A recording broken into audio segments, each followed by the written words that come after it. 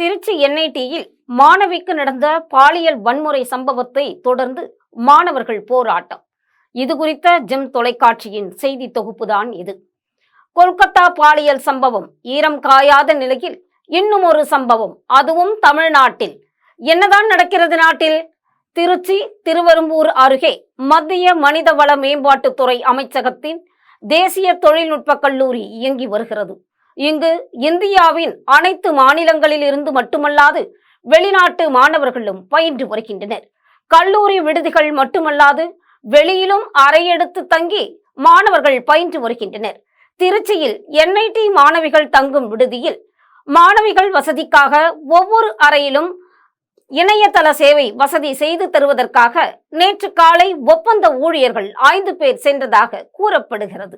அப்போது ஒரு மாணவி ஒரு அறையில் தனியாக இருந்துள்ளார்.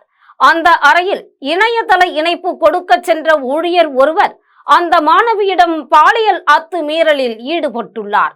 உடனே அந்த மாணவி அலறி அடித்துக்கொண்டே வெளியில் ஓடி வந்து கூச்சலிட்டதை தொடர்ந்து அனைத்து மாணவிகள் அங்கு கூடினர்.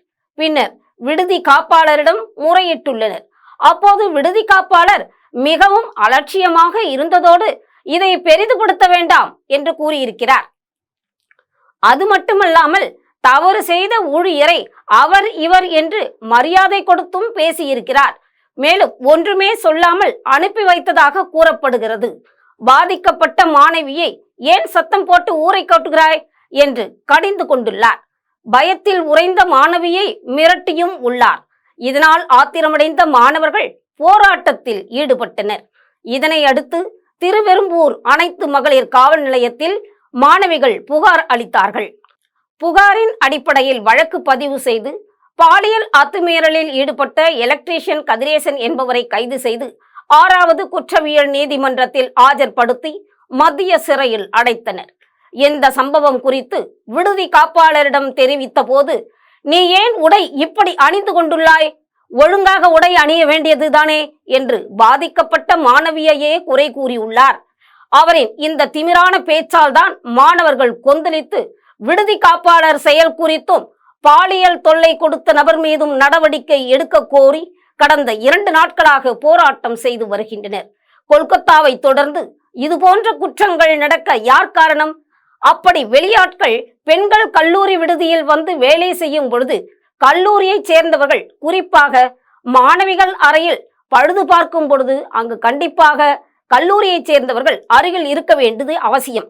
மாணவிகள் அறைக்கு வேலையாட்களை அனுப்பிவிட்டு விடுதி காப்பாளர் எங்கோ ஒரு மூலையில் இருப்பதா? மாணவிகள் புகார் கூறிய போதும் கண்டு கொள்ளாத விடுதி காப்பாளர் மன்னிப்பும் கோரவில்லை என்று மாணவர்கள் ஒன்று திரண்டு போராடினர். தகவல் அறிந்து திருச்சி மாவட்ட எஸ்பி வருண்குமார் சம்பவ இடத்திற்கு விரைந்து கல்லூரி விடுதி முழுவதும் மேற்பார்வை செய்தார். எங்கெல்லாம் சிசிடிவி பொருத்தப்பட்டுள்ளது, எங்கெல்லாம் பொருத்த வேண்டும் என்று குறிப்பு எடுத்துக்கொண்டதோடு விடுதி காப்பாளர் மற்றும் 2வரை கைது செய்துள்ளோம். இனி இதுபோன்ற தவறுகள் நடக்காதவாறு தக்க ஏற்பாடுகள் செய்யப்படும் என்று உறுதியளித்தார். மகளிர் காவல் அதிகாரிகளை வரவழைத்து பாதுகாப்பு ஏற்பாடுகள் செய்வதாக கூறி அவர்களுக்கான உதவி எண்களையும் கொடுத்திருக்கிறார். மேலும் மாணவிகளை போராட்டத்தை கைவிட்டு கல்லூரிக்கு திரும்புமாறு கூறியதை தொடர்ந்து மாணவர்கள் போராட்டத்தை கைவிட்டனர்.